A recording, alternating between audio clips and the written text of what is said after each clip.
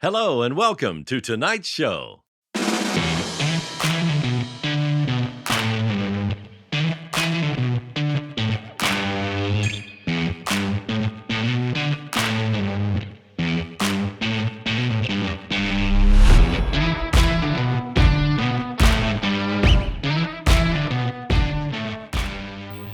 And hello and welcome to episode 201. Boy, that sounds strange saying that. Episode 201 of On the Bench, the podcast for scale modelers by scale modelers, all about scale models. And this show is being brought to you by our latest Patreon supporters. Mark Ewing, Andrew Foote, Wesley's Scale Models, Zeitgeist Studios, Dan O, John Lees, Rob Victor, Sean Morgan, and Bob Bear. You too can be like these fine gentlemen. Simply go to www.patreon.com/onthebench and pledge any amount from as little as $1 per month. Your contributions help with our hosting and production costs and are greatly appreciated. And don't forget, every OTB supporter gets an OTB sticker. And all of our Patreon guys go straight into the Patreon Wheel of Fortune. Are you looking for top quality paints for your next project? Then look no further than the Scale Modeler Supply, Australia's hobby paint. Hi, I'm Scott, and as a passionate modeler myself, I've spent years creating the SMS product range, designing them specifically with the Scale Modeler in mind. We have worked extensively to develop our acrylic lacquer paint range to not only be airbrush ready straight out of the bottle, but also to be easy to use so that anyone at any skill level can create professional results with minimal effort. Just give the bottle a good shake, pour into your airbrush and spray at 15 psi. So dive into your next project with confidence, knowing that you're backed by one of the finest hobby paints on the market. Head over to our website at scalemodeler.com.au to check out our full range and to find your closest retailer. And hello and welcome to the show. And on the road with me, I've got Julian. Yeah, hello. And Ian. G'day Dave, g'day Julian. Well, stand by. Try that again, Ian. G'day Dave, g'day Julian. G'day listeners. I had the wrong mic muted. Oh. Never mind. Here we are at the ScaleACT 2024, our first day of the show, and we're recording live from the show. We are, yes. And it's been a great day so far. Oh my, I couldn't rave enough about last year, but this just surpasses it. Yep. In spades.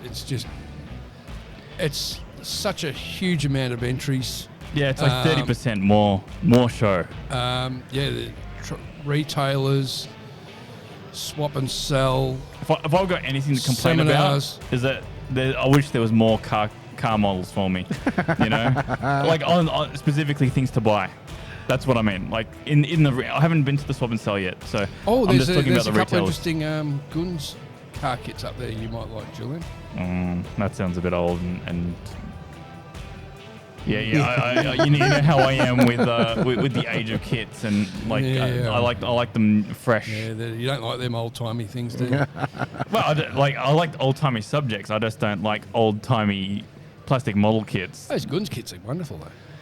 Yeah, I'm sure they were good for their time, They but still are good. time marches on, you know. But no, this show is just amazing. Yes. The atmosphere is just, everyone's just happy. Yep. There's no grumpy faces, and the sun's shining. There's the lighting is just the best lighting I've ever seen in a show. Yeah. Because it's natural daylight coming through everywhere. It really feels like a holiday, doesn't it? It does. Yeah. It does. Yeah. It's and the kits on the table. Oh my. Yeah. Yes. So one of the ones that I saw that was really cool. I'm not sure if you call it a diorama or not, but I think it was a Panzer 38T, and it's got like the whole crew sort of leaning against it, sort of looking off into the distance, and they're sort of I think one of them's got like binoculars, and they're sort of looking at something. Oh right, I really haven't had a chance to properly look at anything yet. Because you got like it's the Panzer Grey era German tank with the dark uniforms on all the crew. There's like 5 of them, right? Yep. And then you've got like this patch of line of grass in front of them, and it's also equally sort of desaturated and it just looks very sort of old European, sort of out there in the in the thick of war kind of thing. And it's just. I'll have to check it out. Like as a piece, it's just like the tones and everything just match to such a nice degree. Mm-hmm. So you spend any money yet? Me, no. Dave? Except for on food. Yeah. I bought some paint. That's about it. Yeah, I bought some tools. Well, I bought some. There's a new product out. Well, I don't know if it's new or not, but it's like a paste, and you scrape it on the model like as if it was sort of clay, like in that sort of like viscosity, and you just hit it with a UV light and it hardens straight away, and you just sand it, and there's all your seams or cracks sort of gone. So I'll have to check it out. I'm very excited to like a UV putty. Yes, thank you. Yes, exactly right. Okay. UV putty. Yeah. So I'm really keen to sort of try that out when I get home. You'll have to show me where that is. I might grab myself some. Yeah, it's a little bit on the pricey side. And of course, well, they've got a small kit that comes with a small one and a UV light that you use to activate it. So, it's about $45, I think. Oh, so I'll check it out. I'll take you over there after we've definitely. finished talking, and you can have a look at that. Well, it's a time saver device, right? Well, exactly right. There's nothing worse than having to wait hours and hours for days not for that. it to harden. Yeah, but or even worse, when you fill a seam line and it reappears, you've got that ghost seam coming through. Yeah, it comes back 6 months later. So hopefully, being a UV sort of putty, it'll be a lot more sort of stronger and resilient to that ghost seam coming through. And there wouldn't be any shrinkage either, right? No, and on the rockets that I build, there's just no hiding from a seam line. In fact, no, that's right. I've had to not bring a couple of rockets because the seams are starting to creep back in again. Yep. Which is really weird, man. After they've been sitting there for a while, that they're coming back. It's disappointing when that happens. Yeah, I don't know. So anyway, it's all up to me being a bad builder. But anyway. So that's what you spent your money on. Well done. Well, so far I've got my eye perhaps on. We've got Magic Models here as a. Magic Factory. Magic Factory. Sorry, thank you very much. And they've got that Booker tank, which I'm looking at going, I could really purchase one of them and start building it. And so I might wander over there and have a look at that later on. Yep. What about the Magic Factory A4? A4M? No. Not your subject? Oh, look, I love the scooter. Don't get me wrong, but I think if I was to purchase it, I'll have to get that aftermarket nose section. Oh. Because there's been some discussion online where the model's designed for all the hatches at the front to pop open, and because they're designed to pop open, if you have them close, you get the necessary problems that you normally do. Right. Yeah. But we've all been down that road. We do. There's a couple of other great manufacturers which we will get on the show as we sort of move over the weekend. Yep. Yeah, I think we'll leave that there for the moment. And sounds like a plan. We'll be back with more very soon. Yep. And now it gives me great pleasure to introduce an unusual couple because they're married and they do moulding together, Jodie and Ben. Hi. G'day. How are we, guys? Good. Good, yeah. Now, you guys came all the way from Western Australia, which is one heck of a flight. And it wasn't, well, let's just say that the wedding cake got broken along the way, didn't it? One of them did, yeah. Yes. So what happened? One of your models that you packed got crushed or broken, or? One of my figures, so I did a big figure of Sailor V. Yep. With the hair coming up. Yes. It's pretty easy to spot on the tables if you have a look. It is. So I packed it as well as I could. I had to check it in. It was too big to take on as carry-on. It was blue tacked to the bottom of a custom-made box. Had like hobby filler as like cushioning. Yep. And so I went, yep, okay, pray it's in the hands of the gods. Hope there'll probably be a little bit of repair on the other end, that's okay. And then got to the other end and there was a massive dent in my case. Yeah. in a hard case. Yeah. So I don't know what they did. They must have like pummeled it from Perth to Canberra. But Anyway, so it's all fixed now. That's the main thing, and it's entered into the competition, isn't it? yeah, as fixed as I could get it, yeah. So tell me, being a modelling couple, and I'll use that term, Who gets to use the airbrush? Or do you have fights over airbrushes? You got your own airbrush. Who fights over the paints or the? Not really. Like, No, well, Jody tends to buy everything and I tend to use everything. this is true. Yeah. I have the expensive airbrush, and he buys the cheap ones off Temu. So if you want to do terrain or something like that, you use the cheap airbrush. If you want to do the nice stuff, you use my expensive one. What sort of modelling genre do you guys mainly stick to? Is it wide ranging, or you got a particular thing you both like building? Most of our backlog is probably Gundam, I reckon. So Gundam's how we sort of started out, and now it's sort of grown to like Warhammer, and I have a big backlog of like garage kits now as well. Wow. And yeah, and now I'm studying on cars. So wide ranging. Well, we're going to blame Julian about the cars. I'm going to have to give you a bit of a... Well, yeah, I'll wear that one. What about you, Ben? What are you mainly interested in at the moment? At the moment, I'm looking at busts and figures. Yep. I don't have too many in the backlog, but that's where my eye is. It's hard to go past them, isn't it? Like you walk past and you see some really cool figures on there. Yeah, there is, and just what you can do with the painting and OSL effects and all that kind of stuff. Yeah, yeah. Quite interesting. And you guys are hot off the back of Iron Signet over in Western Australia, which was a figure competition, I believe. It's just a painting competition. Yep. So we accept anything as long as you paint it, really. But mostly our community is miniature painters and bus painters. Yeah. And WASMX, which is the Western Australian sort of big hobby show, was a big success this year as well? Yes, it was. Yeah, it was really awesome. I think they had like a record number of entries, I was saying. And actually, the ex-president, Tony Dawes, was wandering around today. He came over, so. Yes.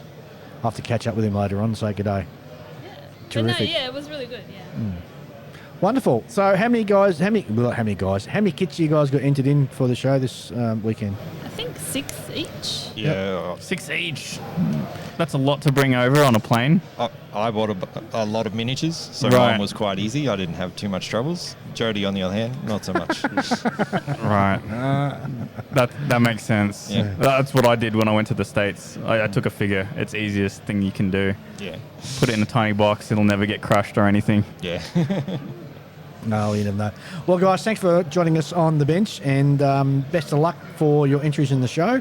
And they're a perfect shining example that you can be married and have a great hobby together and share a great hobby. Yeah. Thank you. That's true. Thanks, guys. No worries. Catch you later. That's it. Matthew Grice from one of our previous episodes, who had built that wonderful, or restored that wonderful studio model Nostromo. G'day, Matthew. How are you, mate? Yeah, good. Thanks, guys. How you doing? I see you got Great. the model down here in one piece. Well, it wasn't like that at the start of the show, that's for sure. We had a few transportation errors. Yeah. The bigger roads weren't very friendly to them. So It looks impressive as you come in the front door on the left there. And you took up, I think it was Julian's suggestion to get a smoke machine there. That was me. Oh, that was your suggestion. Sorry, yeah. And it looks really cool. You get some sound effects playing there, some lights show, and it's a real eye catcher as you walk through. Yeah. Oh, definitely. that's good. It's a bit of trial and error, I think, this show, being the first show. Yeah, that's right. So, there's a few wires here and there that I don't really want to show, but probably trip hazards as well. Yeah. So, Get a lot of feedback from people who are dropping in to say hello. yeah, they're really liking it. So, well, it's big, isn't it? Yeah, so, it is, yeah. I think that's the one It has thing they're presence. saying. Yeah. Sure does, Ian. Yeah. It's got some really interesting sort of... Greeblies. the Greeblies are kind of like what everyone expects to see on large models like that are used in television and film. But what I found interesting was the way it's been airbrushed and weathered and things like that. Yeah, he's done quite well with the weathering. I think we're gonna dirty it up a bit more. The only real painting I've done on it so far is the landing gear legs, and if you look at that, that's the overall look I want for the rest of the model. Right, yeah. So, but it looks good how it is really. But I think we could just make it that little bit more special. Yeah. So. And to think that model was destined for the rubbish dip at one point. Yeah, he wasn't really sure what he was going to do. I think he Yeah. was just going to throw it in storage if he Yeah. couldn't get rid of it, which was a shame. I wasn't Yeah. going to. And it was in a private collection for I don't know how many years, well, since 2015. So it's really only been seen by his friends. Not many people at all. So it's Yeah. good to get it out to these shows. Yeah, let it us- is. let the It public is. see it. It Yeah. is. Yep. It's just poor you having to transport it It everywhere. is, but yeah, I think we'll improve that. Yeah. So the base I've made the base so it's kind of it's a transportation pallet as well. Yeah. So things good do, idea. yeah, Yeah. things do stay. It's supposed to stay on there, but they didn't. Like the hull actually was upright at one stage, and then by the time I got here, it was over on the other side. So I didn't know this until I undid the tarp because it's in the ute. It's just then chucked in the back of the ute. So yeah, but I didn't want to know what was happening in the back until I got here because what can I do? Well, Exactly being on the right. road is Yeah. just going to stress you out more. Yeah. Exactly right. Yeah. Exactly right. So yeah, but it's fixed. Well, when I get back to studio, I'll get a sound file organised for you, so you can have that playing on a loop. And I've kind of mocked one up, Dave. All right. On my phone, I've got a voice recorder, Yep. and I was able to actually voice record a YouTube clipping. okay. I didn't cool. think I'd be able to do that. I thought the windows would shut. You know how you Yeah. open one window and Yeah. then Yep. the Yeah. other one will shut, but it works. So, All right. Okay. but if you can do a better one, Dave, I'll see how I go. okay, sounds good. All right, Matthew. Thanks very much for popping in. No worries, guys. Appreciate you taking all this time out to bring this beautiful And the effort, yep. studio model down to show everybody at the show because it's absolutely gobsmacking Yeah. Thanks. and it's not often that we get to see this sort of thing at model shows, so it's really cool. Well, it's actually, for me, it's the second only studio model I've seen. It's the first one I've No, seen. it's not. Yeah. Huh? No, it's not. It isn't? No, Air and Space Museum, they had the big alien ship for Oh, that's right. Yes. Close Encounters of the Third Kind. Yes. That sounds all right. That's all right. I don't remember that one. That was rough up close.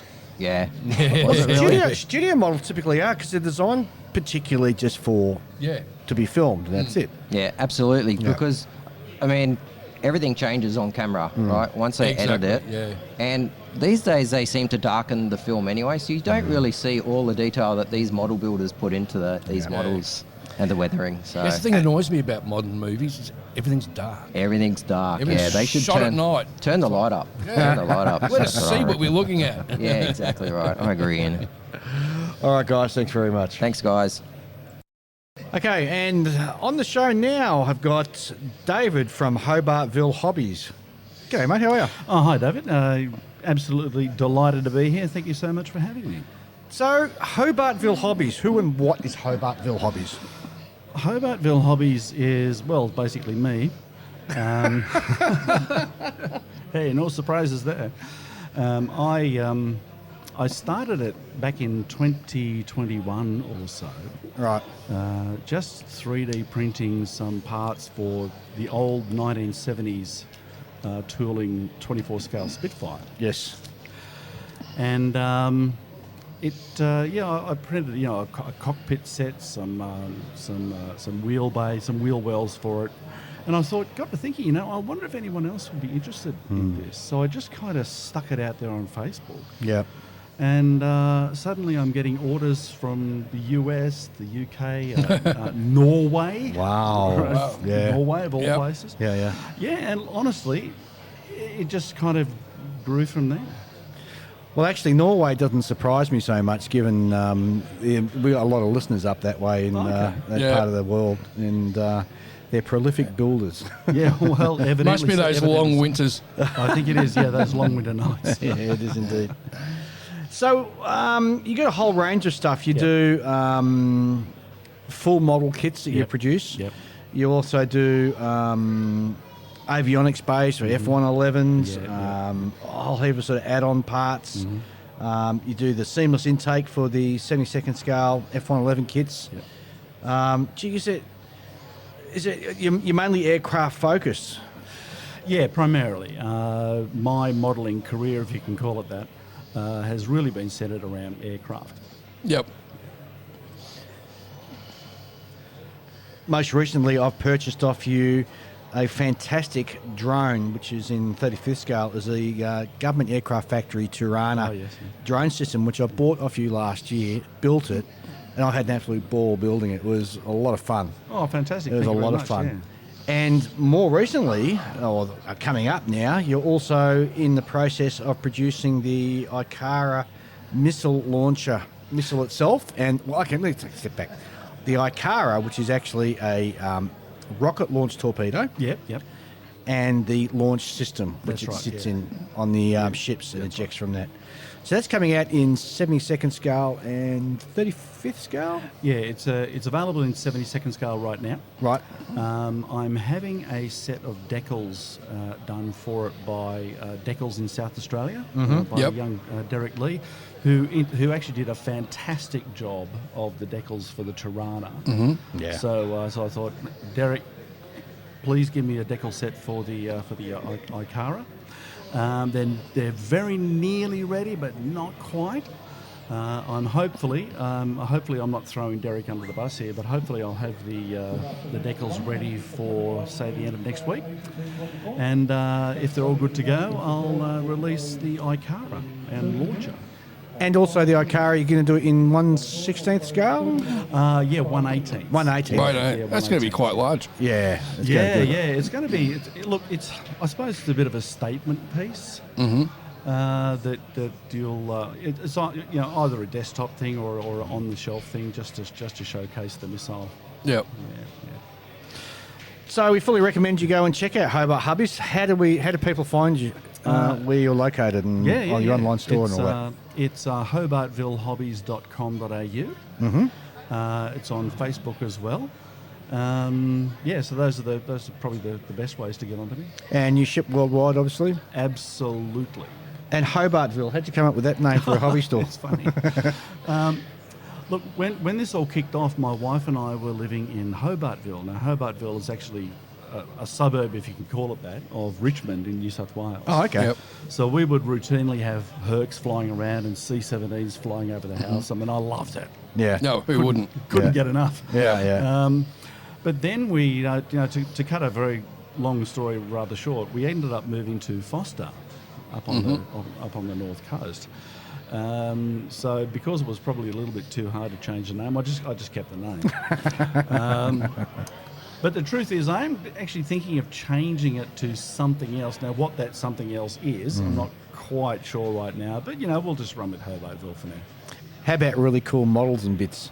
Hey, that's genius. Can I write that down? You sure can. You sure can. So please go and check out Hobartville Hobbies online and also on Facebook.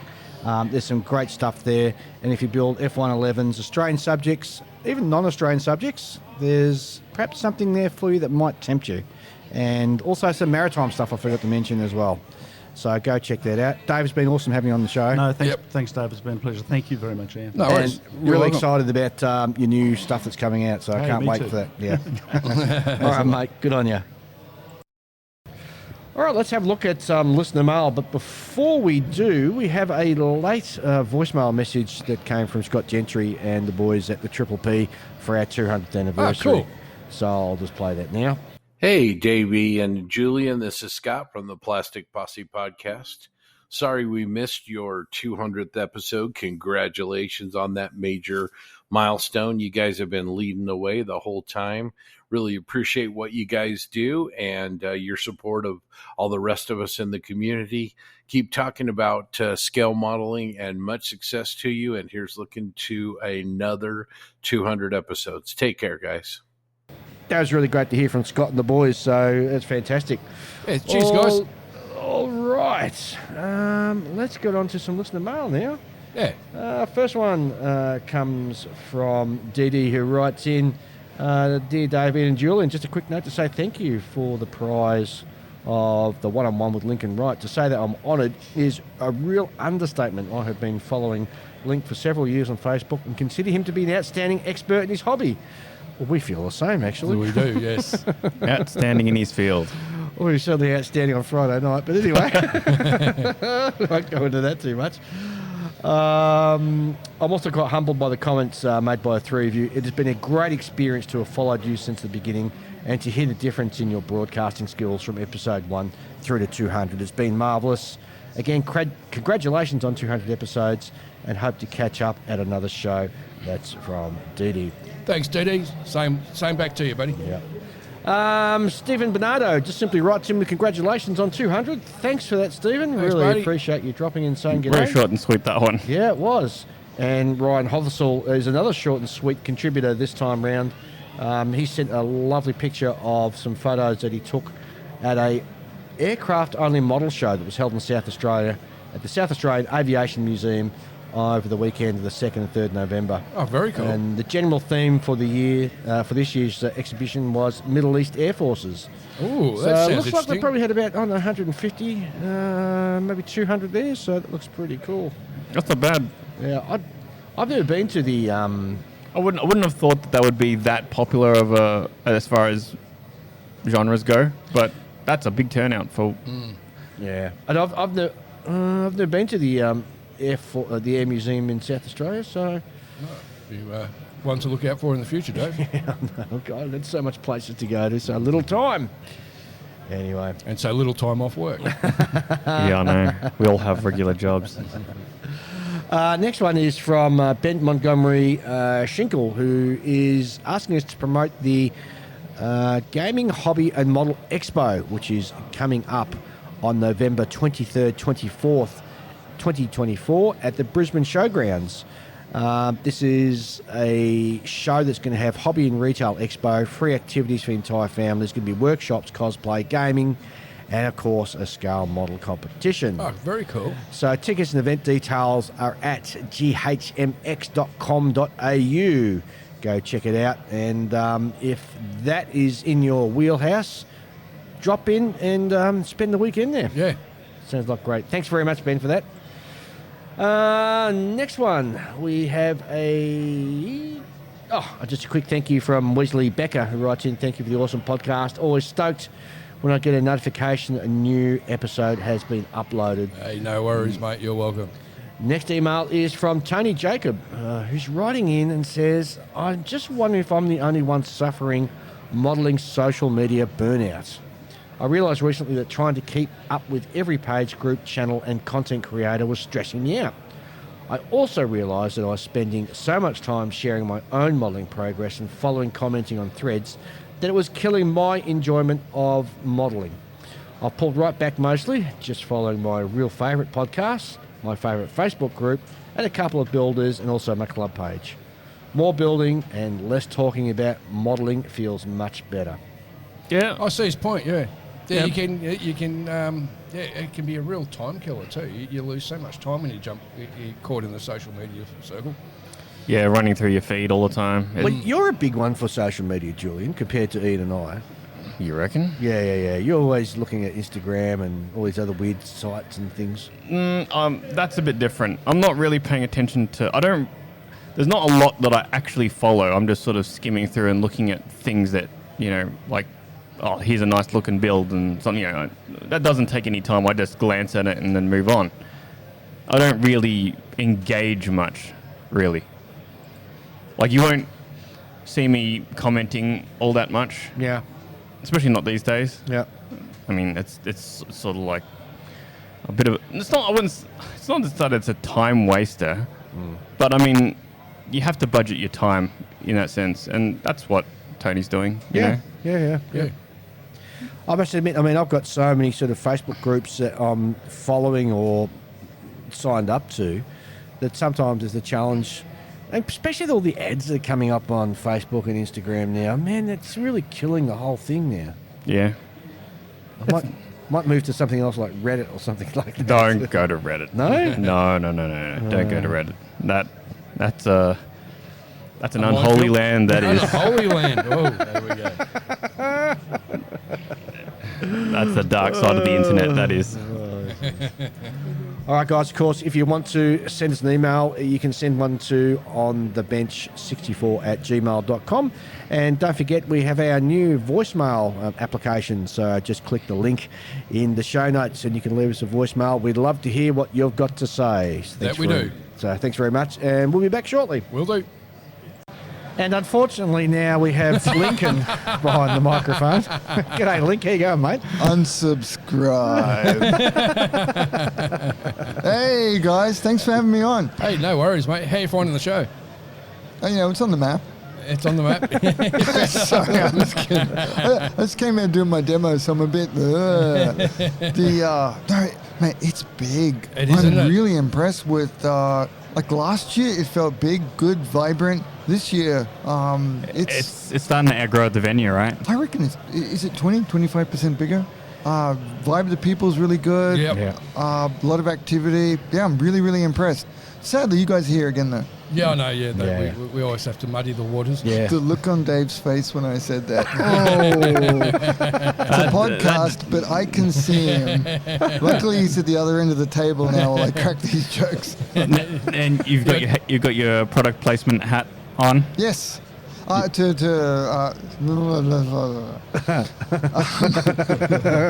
guys.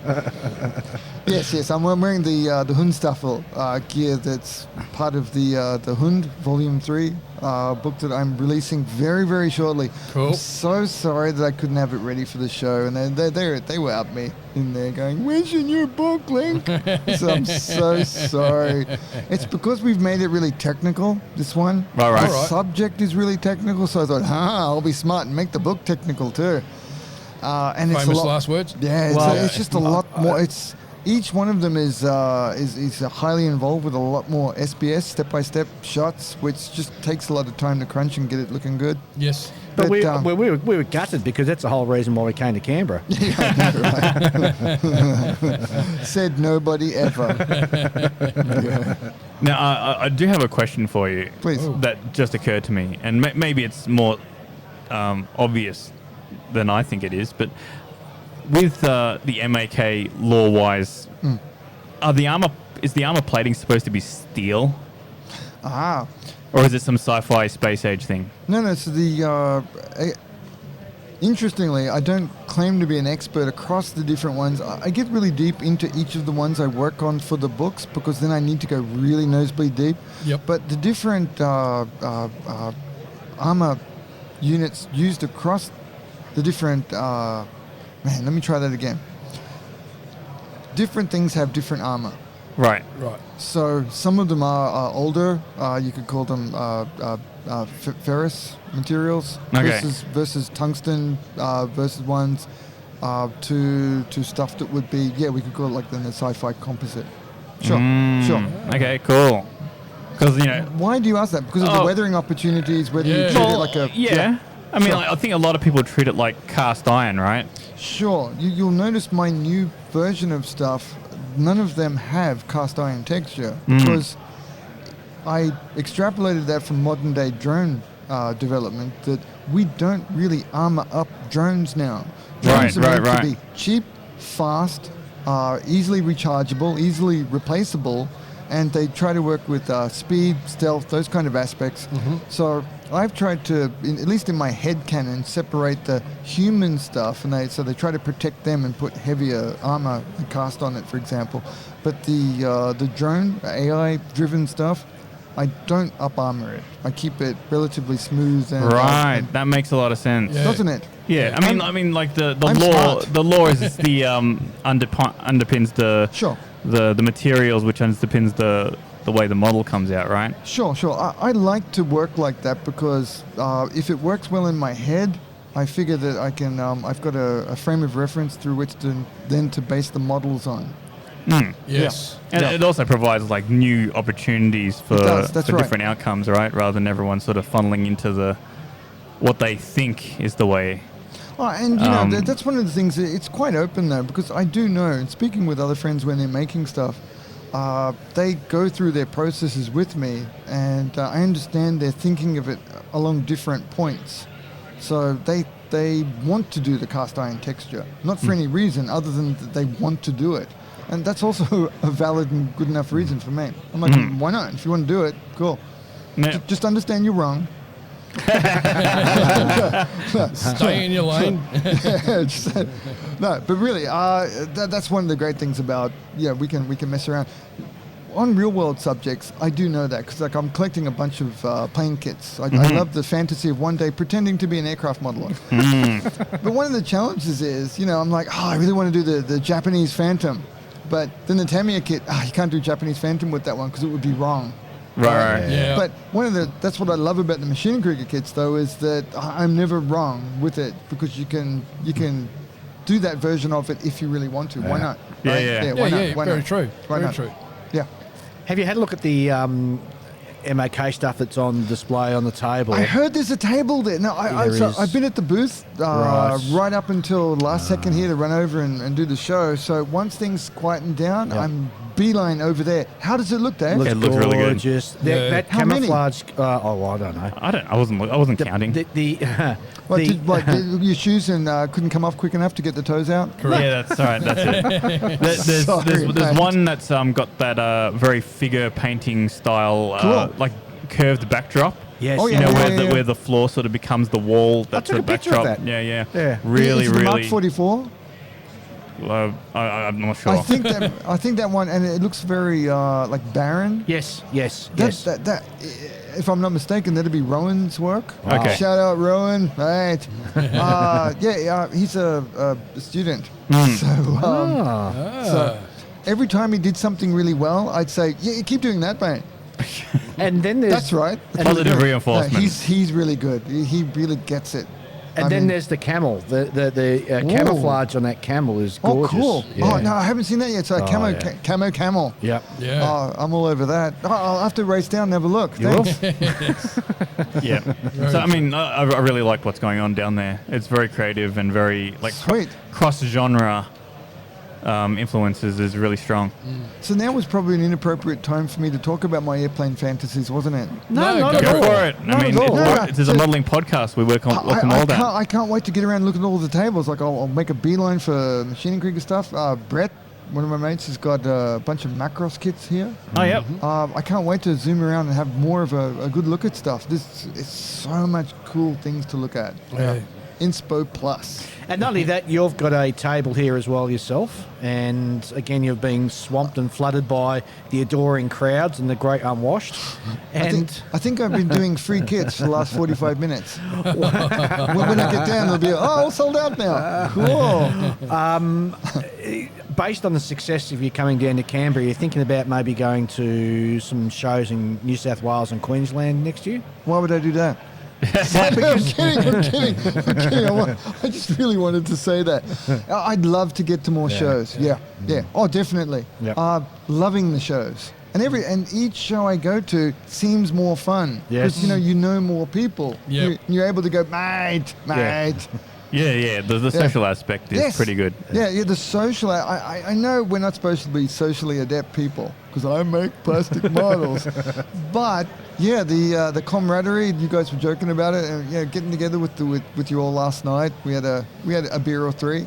Yep. Is fantastic. So rolling with that and getting to the shows and hanging out with everyone would be great. Yeah, And I love it when people come up and go, "Hey, Link."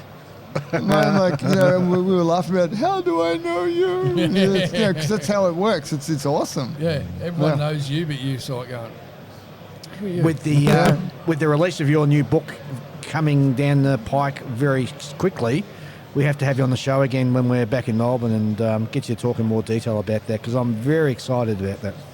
I knew it would be As we something all- you would really like some of the stuff, Dave. I actually had you, when I'm working, I do picture friends. And you. Sorry, guys. See, because I can see their faces and I'm sitting across the table from them, it's too good to have a laugh. That's it. But I think of my friends when I'm working, and I think, I wonder if the real space influenced ones, inspired ones. Yeah. I was thinking of you when I was doing the Apollo, Yep. Apollo 17 one. I remember we talked Yes, about it, and I was yes. thinking, Dave might like this one. that makes it work really well. I'm happy to hear you're excited about it. Thank you very much. Oh. No worries at all. I'm excited to have it done. link and out the door, and everyone's saying they like it, and I'll be like, thank God. Okay, next one. Oh, yeah, because I need another Lincoln book in my collection too. It's kind of working out that way. I'm really happy with the folks coming back and enjoying getting the new ones. So thank you very much for saying that. I really appreciate it. And while I've got you here, face to face, I'd like to personally thank you for helping out with our 200th episode with that lovely gift that you donated. Of course. No, thank you guys. Sorry to cut in, but no, I'm excited about this. 200 episodes. Wow. I mean, it's such a service you provide for the modeling community. So, no, thank you. It's just my pleasure to be involved. And I was very happy for you to give away my free stuff and time and life and life's work. we pimped you out. Yeah, that's it. We just pimped him out. No, it's like, it's when it came in, I just thought, yeah, of course. Yeah, happy to. More than happy to. No dramas. And the person who won is dick very pics happy are in to. the mail. So I understand if you have to cut that one out. That's okay. No, it all stays in. There's many podcasts that I'm not allowed to go on because of saying stuff just like that. All good, buddy. All right, Link, on that note, we'll have you back on as soon as your next book is out. Let us know and we'll have you back on the show. Sure thing. And looking Fantastic. forward to talking in a lot more detail about that. Yep. Thanks very much, Dave. With Thanks, less guys. distractions. Let's dick pics. Okay. Catch you later, mate. Thanks, guys. And welcome back to On the Bench. And we have got our very good mate from Specmod joining us. I got that right this time. I always get it wrong. This time I got it right. You did. How are you, Juddo? I'm very well, thank you. How's the show going for you? Fantastic. Absolutely fantastic. I'm blown away, actually. There is a huge array of stuff over on your table. And Ian has been sort of hovering backwards and forwards and hoovering up as many kits as he can. Ian has provided me maybe about 4 months' worth of meals. He's done well this year. I always do well, mate. How's the show been for you this year? Very good. Yep. Very good. Very surprised with the amount of people that have been interested in figures. I think that helps with the Canberra Painters Guild group. Yep. So a lot of their guys are here. So they're all of a sudden going like, oh, figures. Yeah. Yeah. And because I try to carry such a large range, it's not just historical, it's got the fantasy stuff that they're all into. Yeah, you cover the whole gamut, which is, really, really interesting. I try to. Originally when I first started, it was all just military and historical. Yep. But I soon realised that like the fantasy stuff is just massive for the market. Because it's a lot more fun to paint. It is, and you don't have to stress. Because you let your imagination go bananas when you're doing a fantasy Yeah, figure. well, you don't have to stress about, did I get that right? Yeah, exactly. The judge isn't going to say it's wrong, the wrong colour. Oh, that's the wrong shade of grey on that uniform. Yeah, that's right. And there's so many competitions are now just dedicated to figures in Australia. We just recently had the Iron Signet, I think it was last weekend, the weekend before. Canberra has their own special figure show. Yeah, there was one just recently in Brisbane as well, the Anvil. Yes, that's right. That's right, yes. Correct. And then the group that I'm in, the Sydney Painters Guild, every year we have the guilds in as well. So, there's a lot. It's grown. It's grown. The Painters Guilds have basically, originated in Sydney, then Canberra, then Queensland. Yeah. Now there's Adelaide, Western Australia. One in Melbourne as well. There's one in Melbourne. I think Northern Territory is the only state that doesn't have one. Yeah, well, they're not really a state, so... They're a territory. Mate, the paint would be dried before they even dipped it in the brush. The whole jar would just be a solid lump of paint. Well, we're really excited to have you on. So before we step any further, if people want to go and check out Specmod Models, where do they find you, mate? Just www.specmodmodels.com. Simple as. Yep. And also on Facebook, there's Specmod Models products, which basically you click to join. Okay. Only because it's got the word models in it. Yeah. I went through a spate where I was getting 1 million Asian girls and boys that thought I was a modelling agency. Oh, whoa, we've got to get out of this. We've got to stop that one. So I have to monitor who's entering by checking what pages are on. Yep, no, that's a good idea. Maybe that could have been a new venue. I could have gone down. That's right. Could have been a new sideline, new hustle. Imagine that. Do you cater for overseas as well? So I do. Yep. It's a bit more difficult because I've set my website up more for the Australian market. Sure. But I do get people that email me from the States. That seems to be the main one. Yep.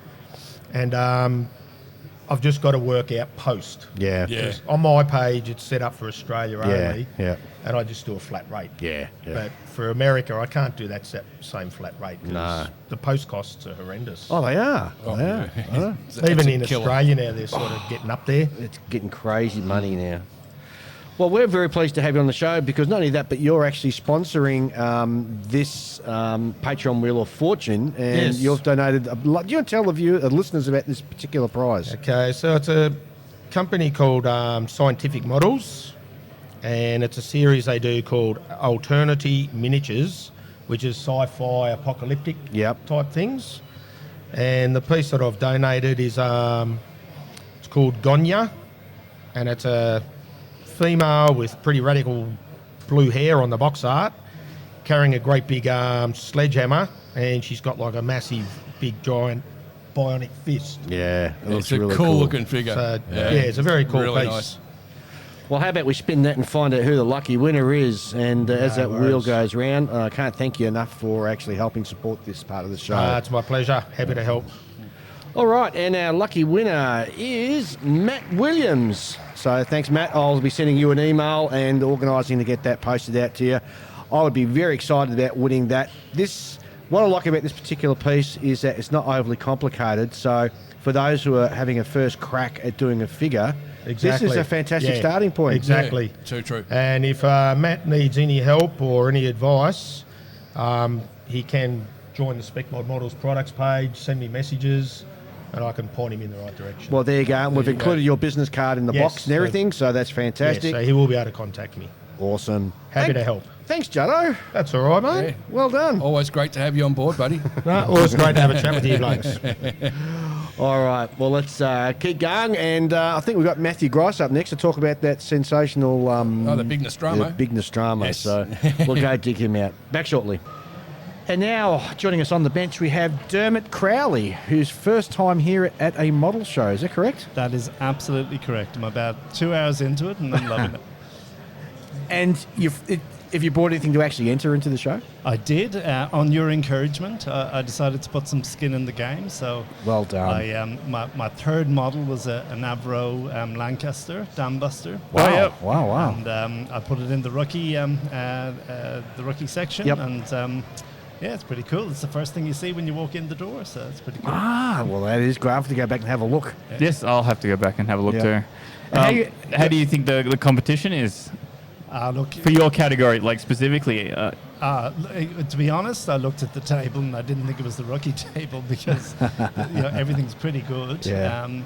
But then you go and see the Masters and there is a market difference. Yes. It's quite amazing to see some of the stuff, but that's the inspiration, to see what, if you keep practicing, what you could do. Oh, 100%. And that's the great thing about what they've done here this year is that where they've turned around and they've got the rookie, the intermediate and the master section. So you're competing against yourself, you're not competing against somebody else. Yeah. And if you do well in the rookie, which I think you should do this year, then you have to go into the intermediate next year. I think that's fair enough, yeah. And I think everybody really embraced that because there's so many models here today, or this weekend. I think it's actually a record, and we'll talk to the boys later on about that. But I think people have really embraced that, and it's so much fun. Yeah, and look, it's not about winning. It's Yes. like the thing that I felt immediately comfortable with was I walked in the door and I felt like, I deserved to be here. Yeah. So that was good. But I don't think, I know already the things that could be improved in my model. I'm already through 2 other models now. Wow. So, I've learned with each one, and but I don't want to change what I've done because it was a great early attempt, and it was the first time I'd ever used an airbrush. So I had to get my head around that. Yeah. But I at the same time, I didn't kind of want to hide my model. I went, no, I deserve to be here. It's good. Good. Yeah, these are your peers, so why would you not? Yeah, yeah, You know, exactly. you can talk shop with anyone on the floor. Yeah, absolutely. And first time at a show, and first time entered. And what would you say to anybody else who hasn't yet been to a model show? Oh, look, even if you're not in the game, if you're interested in looking at them, it's just so interesting to see anyone who has mastered their craft in any way. It's always interesting. So my wife has come along with me. She has no interest in this whatsoever. She is loving it. Wow. And she's Italian. She's already made me buy 2 Italian kits so I can make an Italian World War II kit for her. So, anyone can get into it, I reckon. Fantastic. Dermot, great having you in the show. Great to see you here this weekend, and all the best for the competition. Yeah, and good to get a fresh mind on, fresh take on this kind of a show. Absolutely. Someone who's never been to one before. Absolutely. Great to be here. Thanks. Thanks, mate. Now it gives me great pleasure to introduce Greg. Hi. Welcome to ScaleACT. Hey, thanks for having us, mate. Yeah. Hey, listen, that you put on. So, Greg's just for the listeners at home. Greg is a sensational shipbuilder. Oh yeah, world class. And we're lucky enough to have him on the bench with us right now. I've been cold called on this. So I just got called off the floor, so I have no idea what they're going to ask me or what to expect. There's a glove in front of me. I'm a bit worried. He's got it. Yeah, don't worry about the glove. It's no, I won't go any near jokes about gloves, so we'll let that one go. So, how you been?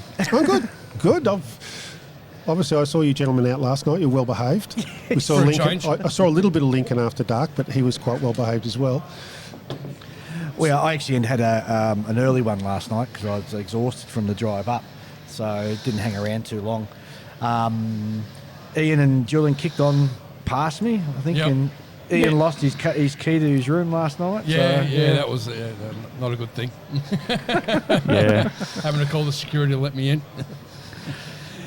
So, as I mentioned, you predominantly sort of build ships, and your stuff is absolutely awesome. And you just given, not more than a couple of hours ago, you did a session for everybody to come in and just spoke through how you do it.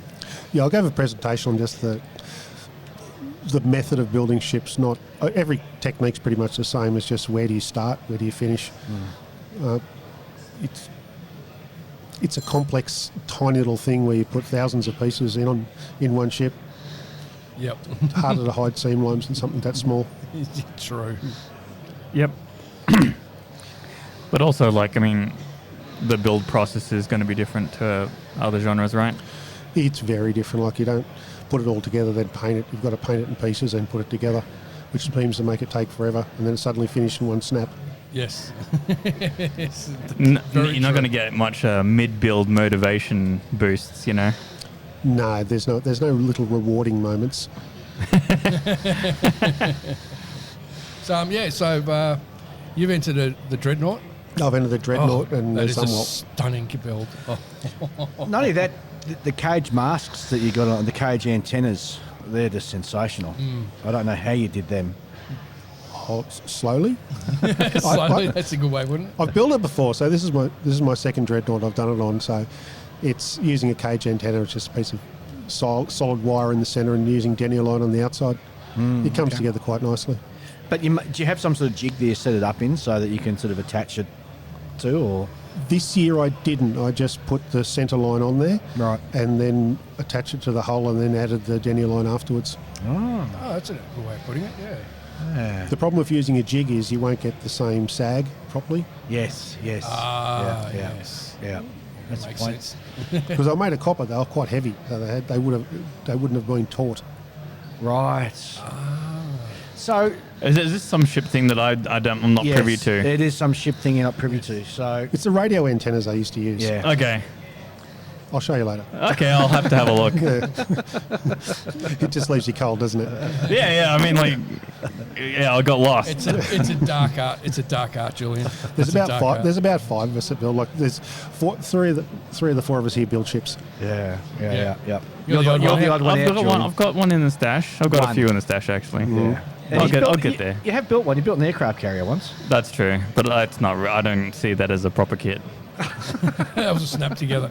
I built it as a proper kit, and I threw a lot of photo etch at it, but it's still a snap together kit. Well, as long as you're happy with it. Yeah. But No, I wasn't. I got rid of it. I give away a lot of my ships when I finish them. Well, Yeah. I scored one today. Yeah. I was very happy with that. Yes, I see that. They Lucky- take up lucky, eh? they take up a lot of space. They do. Yeah, Yeah. they do. Yeah, totally agree. Now the camo scheme on that dreadnought. I saw it online on World of Warships. Yep. And I thought, I might copy that. And I did. It's not proprietary, so it comes up all right. It does look stunning. Absolutely stunning. But, really, But the dazzle patterns that they had in World War One though on the ships were just sensational. yeah. And not so much World War Two, but World War One, those dazzle patterns were just and it gives you brilliant canvas to sort of go and build a whole heap of sort of World War One ships and paint them in pretty colours. It does. It does. Like I think it was the design was on a 1917 liner, and I just brought it back 10 years or so. Ah, Yeah, sensational. marvellous. The quality of models on display today is absolutely amazing. Not as many ships as I would have hoped to have wished to see here, but We're pretty obscure. yeah. We're going to have to start pushing ships harder on this podcast so I we get think more so people too. building it. Yeah. Totally agree. You're not a real model until you build a ship. Or a wooden ship. Oh, yeah. That's even a darker art. Oh, you watch all the hate mail come in now, huh? They've said that. No, not at all. Have you ever wanted to do a ship in a bottle? No. No? No. No. No. Really? Yeah. No. That feels like a core part of the ship modeling, image to the general public.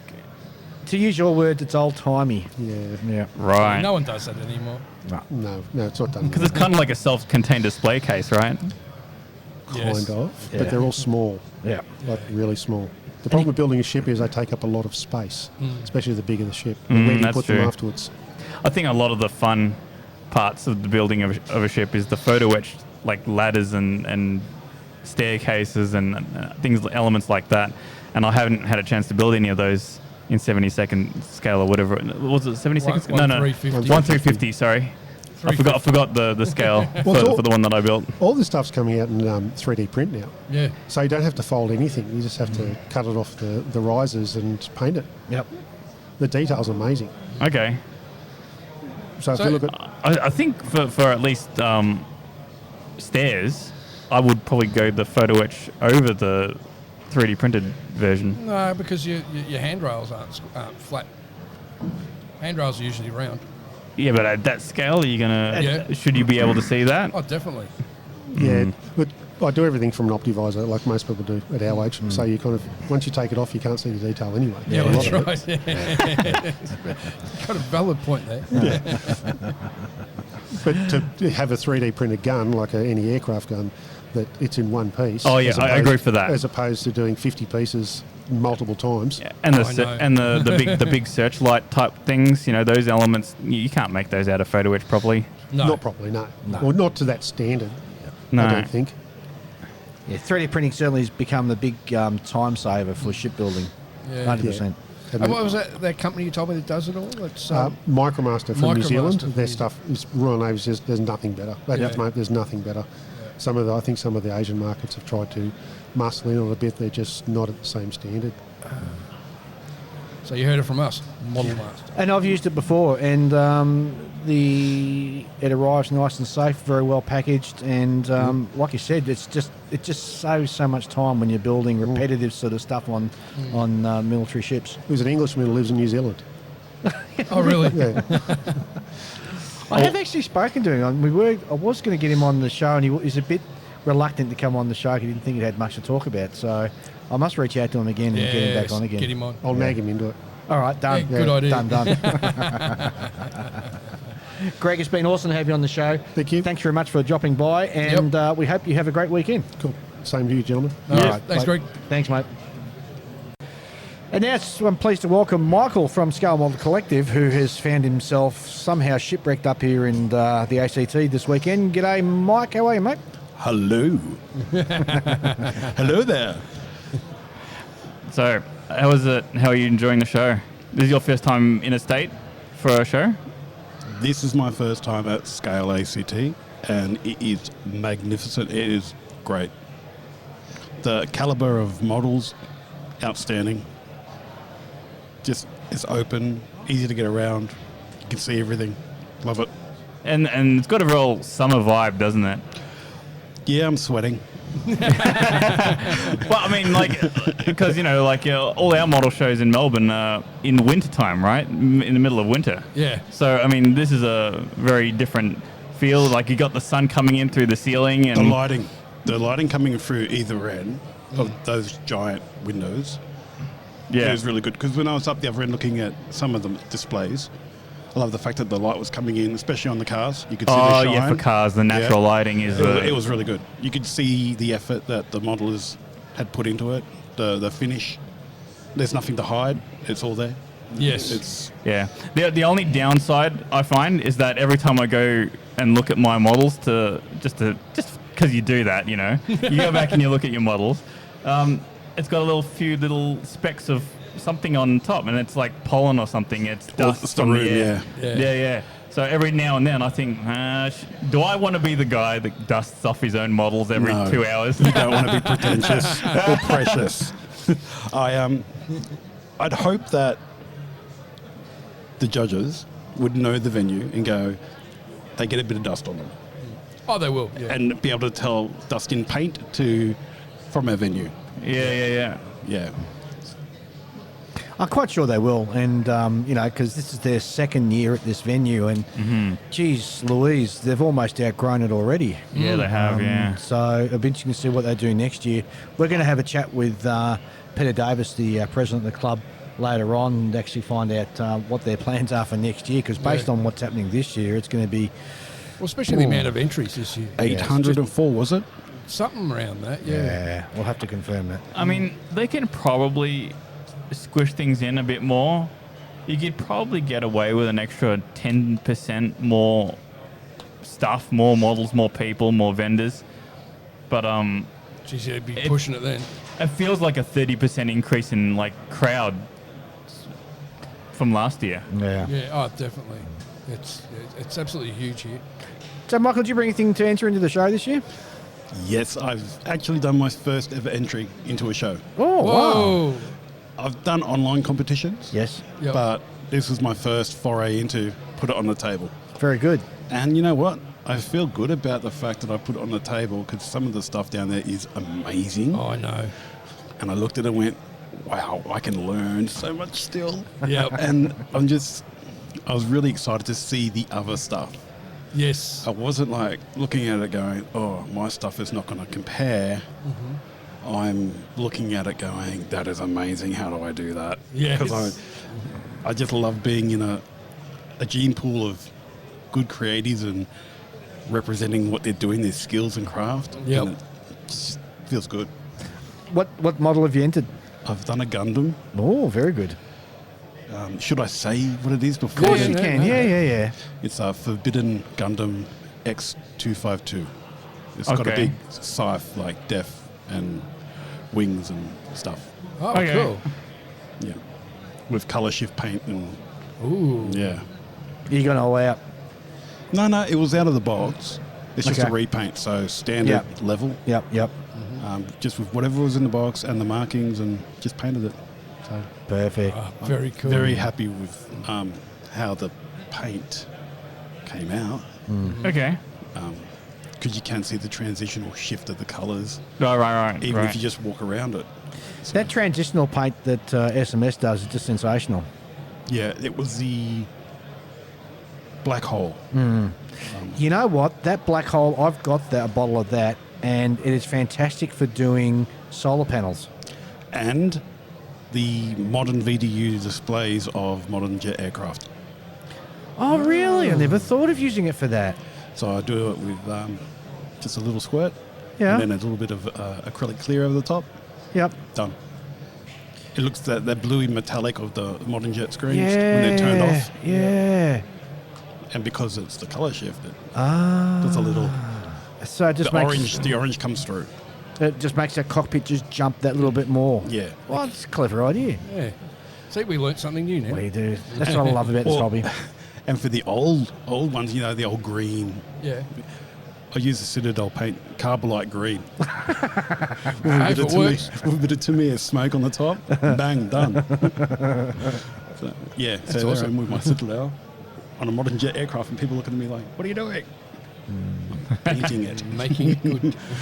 Have you actually purchased anything this weekend, or you're looking at doing something later on? I may have been a bad man.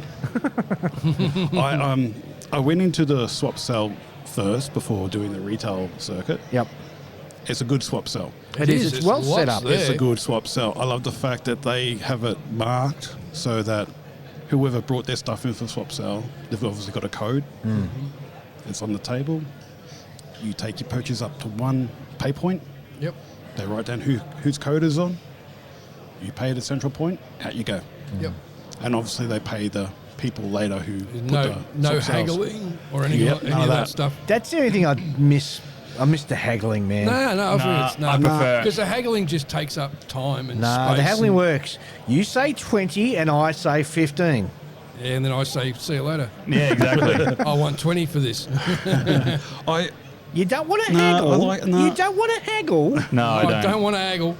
I agree. It's good because prices are marked, central, Yep. just makes it quick. And the pricing's good anyway. Some of the pricing's really good, yeah. There's a couple there that I thought were a bit borderline, but by and large, it's not bad at all. There's a Wingnut Wings Felix Day going for under 500. Wow. There's a 1/72nd scale Saturn V going for 110. Yes, I looked at that. That's cheap. Yeah, are you going to get it? No, I've already got one at home. Oh. They built it over 2 meters. I know, I've got one at home. I nearly had one because I was going to put that one in my boot, but then I found the Airfix one around the corner for $30. Yeah, but that's not 72nd scale. It's not the one true scale. Yeah, but I like being married. That's one way of putting it. Well, you build it and you put a light at the top and put a lamp on top of it, and so you see. Look, darling, I built you a nice new lamp shade. My biggest thing about taking that home, that model, is keeping it to myself, for myself. Yes. Because I've got 2 little minions who will look at that and go, "That's a cool rocket. I want." Yeah. Yeah. Start running around the house with it. Anything else jump at you at the show? Well, I'm still in the swap cell. Oh, okay. I did find something I've been looking for a long time, and it's the Airfix 148C Vixen. Oh, yep. Yeah, it kind of looks like it's out of the Thunderbirds. Yeah. Yeah, it's got really good box art. Don't say that. No. It's the box art's great. No. the model's not. I'm saying I like the box art. Yeah. Right? And it makes me want to build that kit, even though I know that it's Airfix. Yeah. But I don't know anything about the plastic. But new Airfix is good. New Yeah, Airfix is good. Old Airfix is dangerous. Yeah, I know. Like if I was building aircraft at this point, which I'm not, that's a cool subject that I would want to get my own take on, right? Okay. As for your question, did something jump out at me? Yes. Yep. There's quite a few things actually. Yeah. And I just happen to have some photos of them. Well, that's great because we're a podcast. Yeah, but it reminds me. I did spend a bit of time, you may have already talked about this, but the studio scale tow vehicle from Alien. We haven't discussed that yet. The Nostromo. The Nostromo. Yeah. I love it. It's good, isn't it? The lighting underneath, how it's all like not dead straight, just like the movie. I've already posted the video to our Facebook page. Oh, have you? Cool. Yep. It's impressive. I It took is. some photos from all angles. I saw a little, I don't know if it's the diorama or not, but of a guy outside a little tracked vehicle with the signpostage. Oh, yeah. Oh, yeah. So Ian might know what it is. describe it for us. It's a, is it like a weasel? Yeah. Yeah. I think that's what it is. In a snow diorama. Yeah. Staying next to a big pole full of signs. There's a nice A10 I like. There's a Supermarine Walrus done in silver that is on a catapult. Yes. Of Sydney. That jumped out at me. The Fairy Gannet, there's one on the table there. It's extremely well executed. It's done a Z wing fold. Is that the silver one, or is there another one out there on the table I haven't seen yet? No, it's not silver. It's RAF markings. Oh, okay, well, I haven't seen that one yet. Then. Oh, yeah, that looks good. It's really nice. It's just so clean. Any armor? Oh, yeah, you've already shown an armor one. Yeah. What's that, Ian? I'm not an armor guy, listeners. I don't know that's a Panzer 46 vehicle of some descript. Yep. Yeah. Is that the one that's in the... The undercut, the red oxide. Yes, that is gorgeous. Yes. Yeah. Absolutely gorgeous. The paintwork on that. Yeah. I just stood there looking at the way the streaks and the rusting and the paintwork fades, and the tree they've done as part of their diorama. Yeah. That's really clean work on that tree. Yeah. Loving that. It's exceptional work, actually.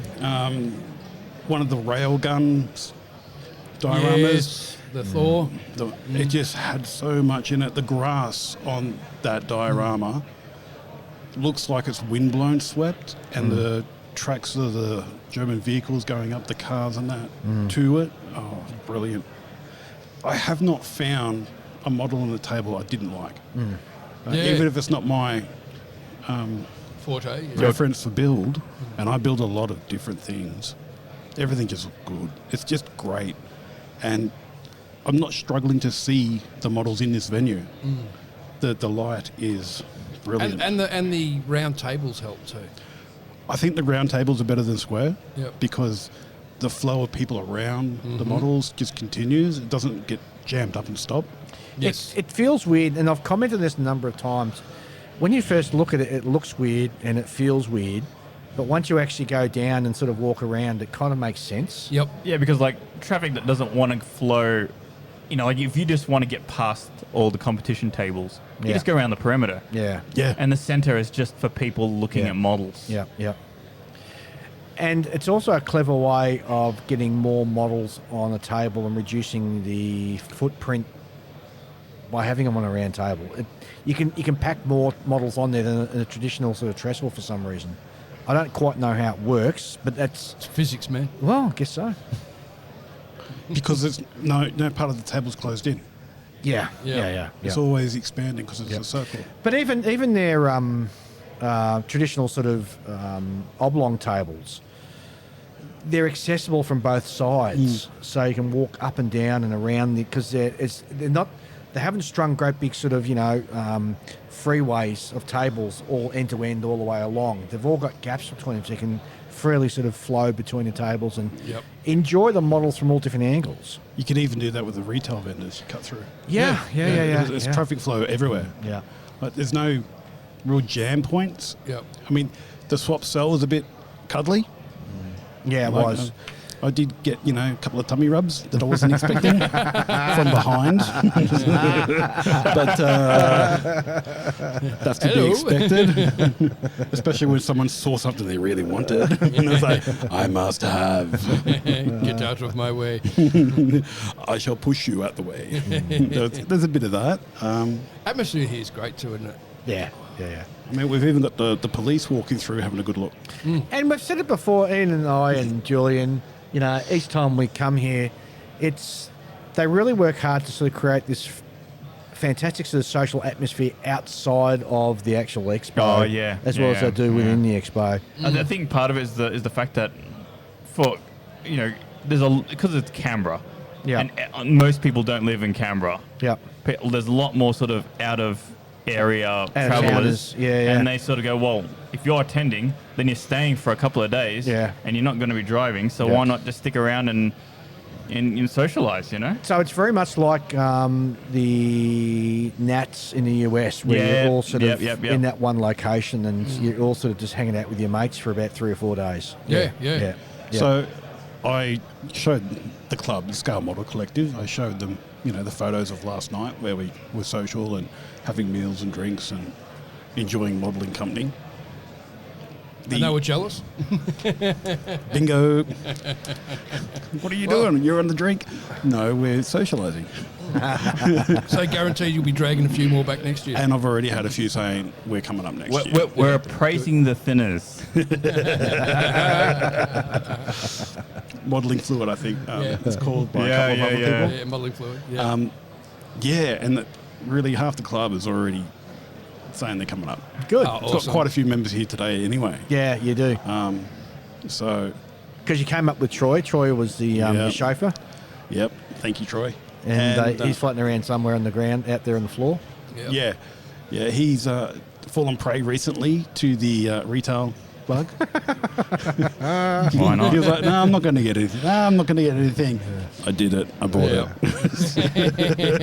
And I'm like, yay. But no, I'll be coming back next year, and I'll be bringing some people with me because... You going to bring more than one model? Do you realise, guys, one day it's going to... I really do. And I've had a look at some naval models here, especially that 1200 Ali Burke. Yes. Oh, yes, wow. I know. That is a masterpiece right there. Yeah. I don't know if I'd pay enough money to get all that aftermarket that's on it. But wow, impressive. It is very impressive. Love it. But yeah, with more and more people coming, I reckon it's going to get to the point one day where one of us is going to have to get ourselves a light bus licence. You've got one. Here we go. No. I didn't say anything. God, dude, that'd be hell on wheels coming up on a bus. Oh, imagine that. What the bus trip would be like with all of us. It'd be awesome. No, the seats in the buses are crap. You're much better going up in convoy. Convoy then. Yeah. We want to weave. Don't do it for us. Do it on the bus. And on that note, I'm going to say thanks, Mike, for coming on the show and popping in. Glad you're having a great weekend. Thank and you. we wish you the best success with your Gundam entry this year. Definitely. It's always good when you sort of recommend something to somebody and they actually enjoy it instead of going, I'm not really feeling what you're feeling. Yeah. Oh, I'm loving it. I really am. It's a good show. It's a good environment. No, sorry. The atmosphere Scratch that. The Great atmosphere show, is great fantastic. environment. Good retailers. Can't really fault it. And everyone's smiling. Yeah. And great. there's access to the food, which is really good. Yep. It's easy to get a drink. Mm-hmm. There's no problems with this. It's great. I recommend it, team. Come on up. Come down. Come over. Next year, big convoy departing from Melbourne. Yes. Yep. Thank you. All right, Mike. Thanks, mate. Well, you come to these shows and you catch up with old friends, you catch up with some new friends, and then you get these scum that just come rolling in. No.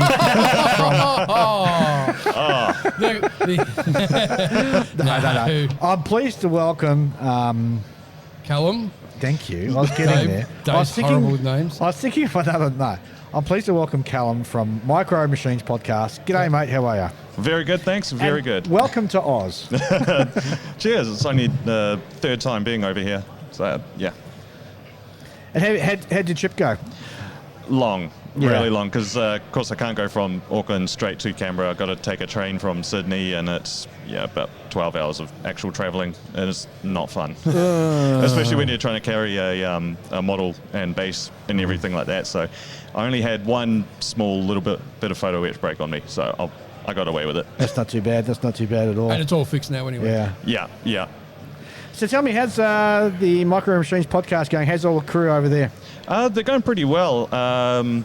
We've just recorded episode 73, I think. Ooh, well done. Yeah, that was the Avro Lancaster invariant, so talking all about that. But we've also been doing our live streams whenever we're not recording. We've had about 2 of those at the moment, and those are going pretty well. They're going real fun. The guys are really enjoying themselves. Trying to mix things up a bit, keep it a bit fresh, but also keep with our similar style. So it's going great. Yeah, that's right. Awesome. And thoroughly recommend you go and check them out and have a listen to them. Great bunch of guys as well. Totally agree. I paid them to say that. So how are you finding this show?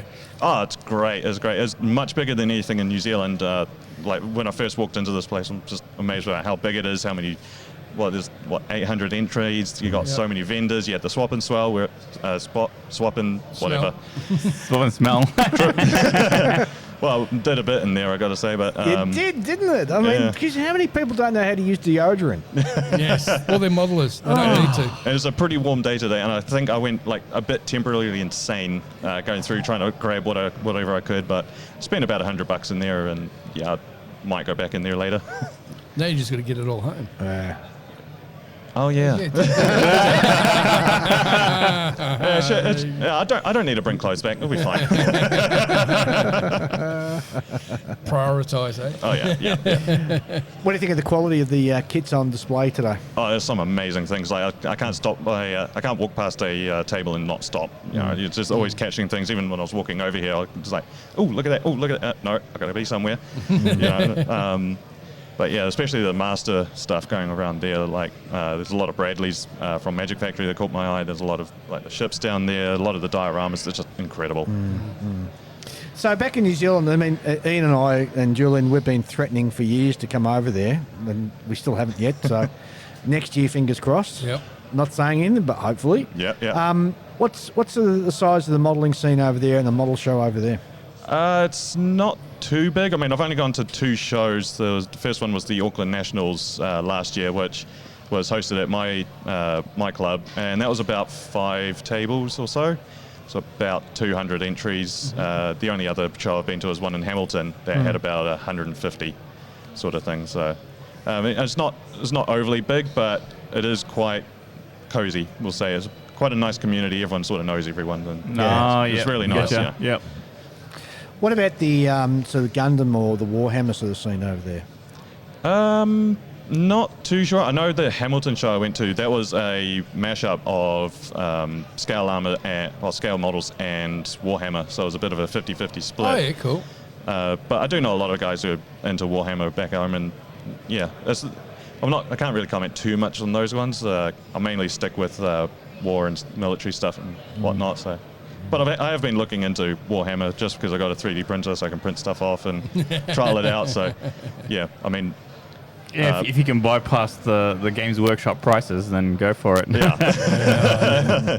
You know, like our subjects are expensive enough. Yeah, True. that's right. Yeah. Totally agree.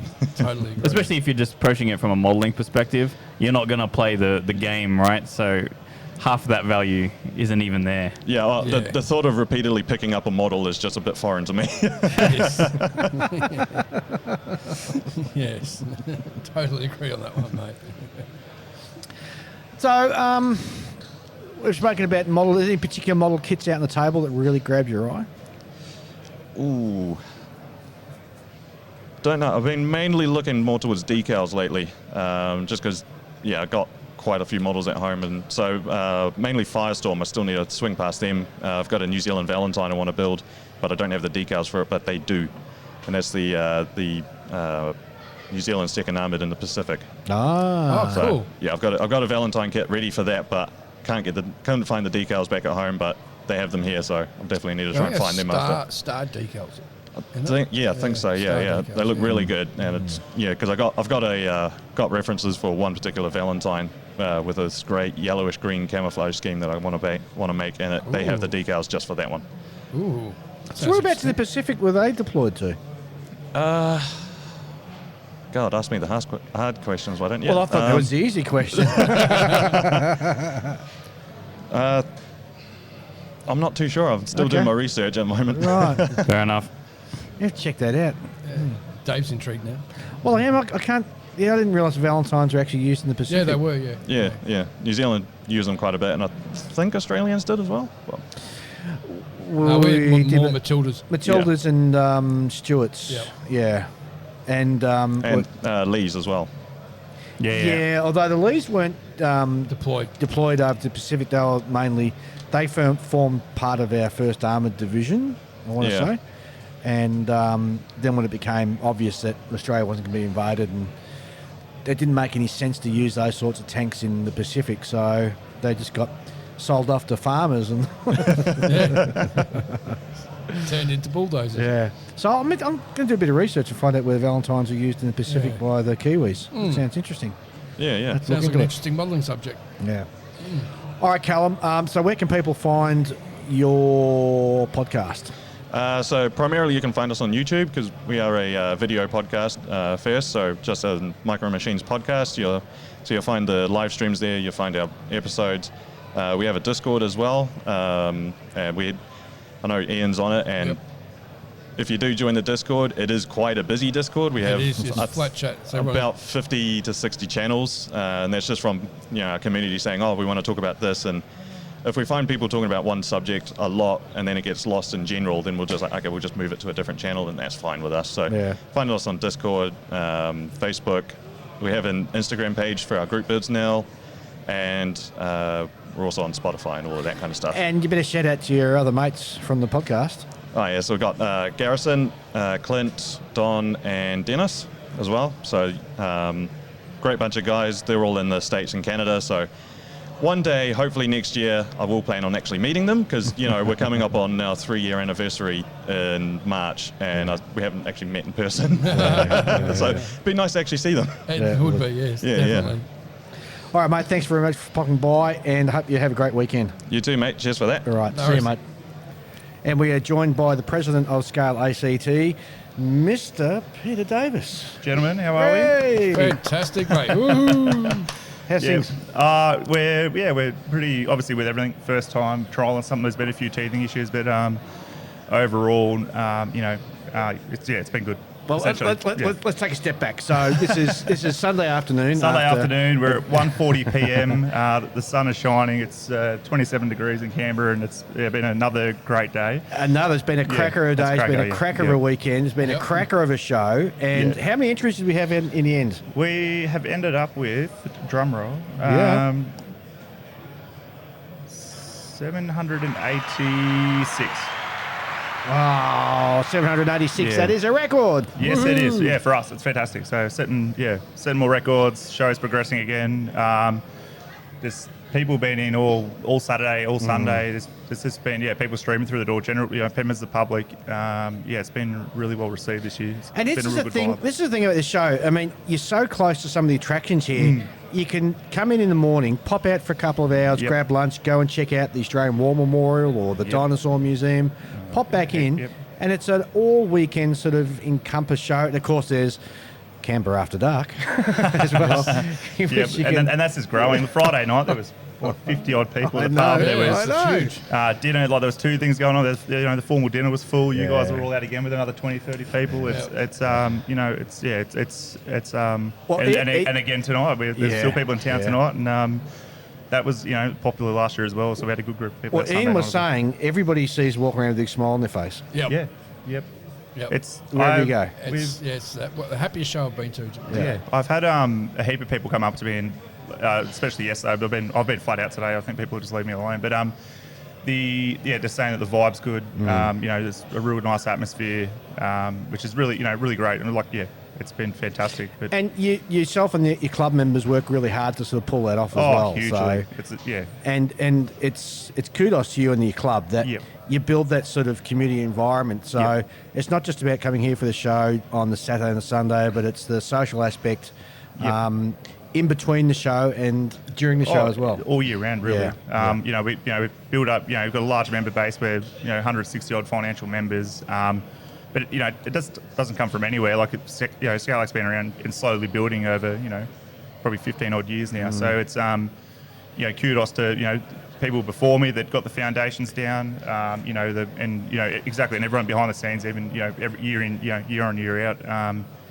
I'm just, the face of a machine, really. I've got a really good bunch of people behind me and, on the committee, on the subcommittee, the volunteers from the membership to pull this off. So. The thing that might throw some people when they first walk in is on the display tables you'll have aircraft mixed with tanks mixed with something else because of the new judging system you got in place this year. Yeah, correct. So we've tried to keep like for like. So the masters are kind of around the outside. All the juniors and rookies are sort of together on one table, sort of thing. And so it's a bit based on skill, and all the standards kind of in the middle of the room. So that's kind of how it's been broken up with the new skill-based, gold, silver, bronze approach. So. Well, you know what? I think we're going to push next year to push for 1,000. All right. We want to see 1,000 models so here. Throw the challenge out there. Bring more. Yes, the challenge is getting thrown out there. We're plenty more room here. We've got another whole floor upstairs, so we can. I reckon we push for 1,000 models next year, and I reckon we can do it. Yeah. Everybody listening, Yep. I mean, Yeah. Canberra is centrally located to New South Wales. Look, heck, we got guys down We from had- Queensland. WA, the WASMEX Yes, committee's here. WASMEX people are I here. spoke to 2 blokes yesterday that are here from Auckland for the weekend. Yeah, Callum's over here from New Zealand. Yeah, yep. There's a guy from Tassie, so it's pretty much New Zealand as well. So Queenslanders are here. Jodie's here from WA. There's people from it's really people all over the place. The South Australian committee guys are here. A couple of them wandering around, and other guys from South Australia. There's a number of blokes from Queensland, all over New South Wales, obviously in Victoria as well. So it's we've had 786 entries from 221 entrants. So right, if those 221 entrants all build one more model each, and bring it in. That's 1,000, and bring it in. Yep. Come on. Well, we're going to do it. Challenge has been set, guys. I don't know if the judges would like it, but we might. Well, I might get shot after they listen to this episode. But I do not envy their job. No. Oh, Like I said, it's quality it'll be, work on the table. Yeah. We got a bit to a few we got a few things to tweak next year, and we knew it was going to happen. And that's fine, so long as you identify exactly. that and say, hey, Yep. listen, this part of, I mean, it's only behind the scenes stuff that hasn't perhaps gone I think to plan. everyone else is, exactly. So it's not, like I said, we knew it was going to happen. Yeah. We were expecting it, like when you try anything new, like moving here, we had a few things which we tweaked for this year, from last year. And same thing with the gold, silver, bronze. We knew there'd be things we'd have to tweak, and would be fully automated next year, which things will make things a lot easier with our own system with scanning QR codes, etc. So, But I thought it was pretty easy getting in this weekend. No, for the judges. Sorry, so Oh, they literally okay, scan a QR code, bang, Gotcha. straight. It'll speed up the back of house stuff for us. But it's like I said, it's been a ripper, really. The boys have said, everyone's smiling. It's great weather. It's been a great weekend again. So. Traders seem pretty happy. Yes, yeah. You can actually see Tony over in the back corner now. You couldn't see him on Friday night, but you can actually see him. It's definitely you can shrunk. see it has. Yeah, you can see him from waist up over there at Model Nerds now. But he's got a good vantage point.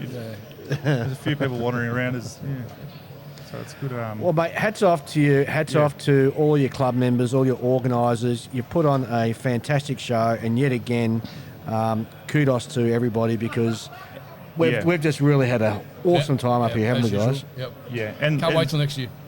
And our major sponsors, obviously, as well, and our minor sponsors, the traders. It's all the community that puts this on. Really, you guys, obviously. It's a community. It really is. Like, we support the traders, they support us. It's a big, you support us, we support you. It's a community. It's we can't do it with it. We need all the bits of the machine to be working to put something on like this. So even our minor spotters, our category sponsors, right through to our big platinum sponsors. We're hugely thankful for all that support as well. So. Terrific. Yeah. All right, everybody, 1,000 entrants next year. Yes. Let's do it. What do you reckon? What do you reckon? I can dig out some more models. From the backlog. Yeah. Get cracking. Yeah. If the chief judge armbars is later, then we know. at least you got this won't air for a few days. You can get back to the safety of Victoria before. I might be me getting slapped around the head, but all good. And the people, thank the people for coming. So everyone that's travelled here, they're public. I'm not sure if anyone. I'm sure there's probably members of the public potentially just sit at home and not keen on the club thing. That potentially listen to you guys too, and they've popped along. So it's funny. We've spoken to one guy over the weekend. It was his first time he's ever entered anything because simply based on listening to this, he decided to come along. Okay. We caught up with another guy who's since joined your club, and he hadn't entered anything before. Prior to listening to us, so there's quite a lot of new people sort of coming along, and that's what I love about your categories because it allows people to dip their toe. Because this is what it's like being an Aussie. You can put up with anything. You just don't want to look like an idiot in front of your mates. True, yeah. And those three categories now, which is Masters, into Standard, and rookies, you can enter into rookies, and you're not going to get judged. No. As in, you're putting it in the wrong class. Yeah. That'll come later when you're then looking at potential the promotion and demotion. exactly and stuff. right. Yeah. So for the first time people, you can come in, slap a kid down as a rookie, and without fear of favour. Exactly. Yeah, exactly. Yep. And that's part of what you guys are doing. We're building this huge community, which is fantastic. Yep. No, we're very keen and very happy, and like I said, and the biggest thing we get from it is everyone walk around smiling. So like I said, we try and keep being the friendliest show in Australia, because that's what we've built. Pretty much built a reputation when we're a smaller show, and we want to keep that. So cool. But thanks, boys. Yeah. Hey, no worries, mate. No worries. Looking Thanks forward very to much. next year. Yeah, next year. Cheers. Roll on ACT 2025. Yep. Book it in. All right, mate. Catch you. Cheers. Well, gents, that brings us to the end of episode 201 up here in what Canberra. a cracker of an ACT. episode. I know. Had an absolute ball this weekend. Great people to talk to. Great fun. Great show. Some of the things that happened last night, Saturday night, OTB After Dark. So we got a couple of good mates who came up from Melbourne. Should we name names? No, we won't name names. All right, we won't name names. Humiliate them. They may be from a club called SMC. I'll just say that much. And there's these orange Scooters getting around. And these two guys jumped on one last night to come to dinner, and one of them went arse over tit and face planted into the footpath.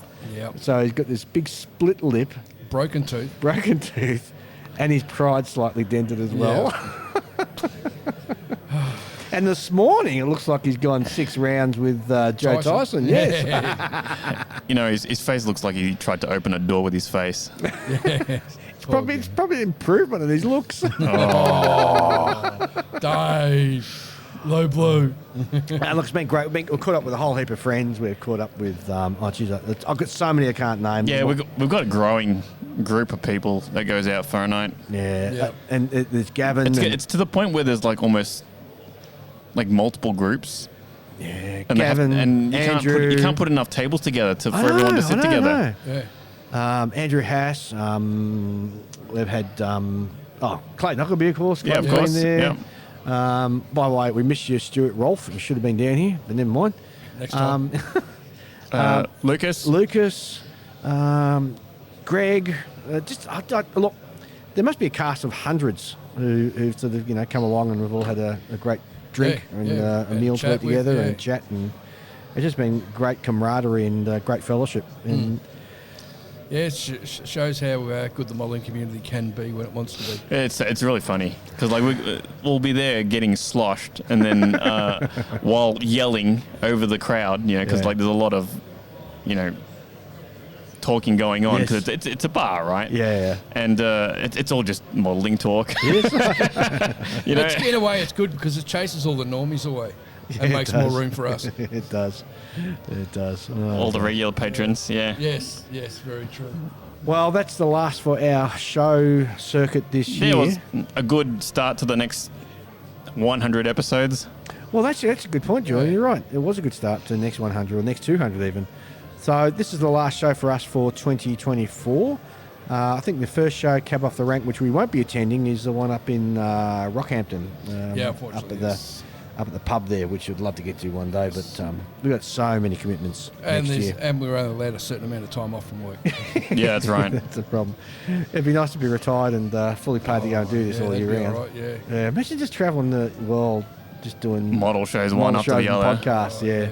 That's like the endless summer, where the surfers just follow the summer all the way around the world. Yep. That seems like a dream, doesn't it? It does seem like a dream. Yes. I wonder if you get bored of it after a while. Well, I mean, I don't think you would because you'd have to balance it with staying home and building models, right? Yeah. Look, thanks to everybody who's popped up and said g'day. I didn't have a running book of people who said hello, which I should have done and I forgot.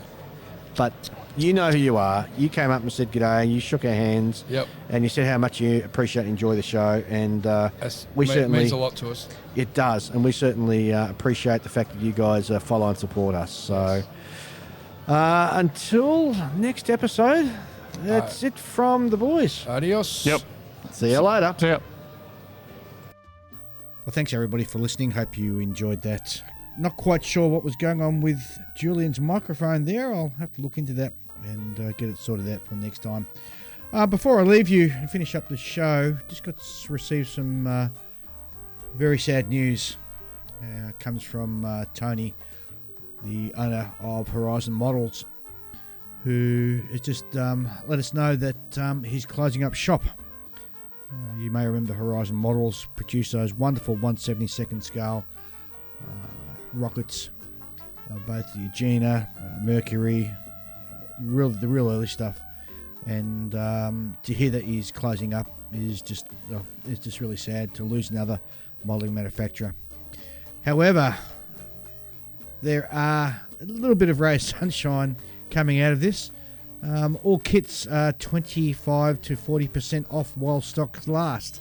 And of course, they have worldwide free shipping for all orders above $75. So go check out Horizon Models. Get in before they're all gone. And the address is www.horizon-models.com. All right. Sorry to finish on a sad note, but that's it from me. And we'll be back in a fortnight with another great episode. I'll catch you then.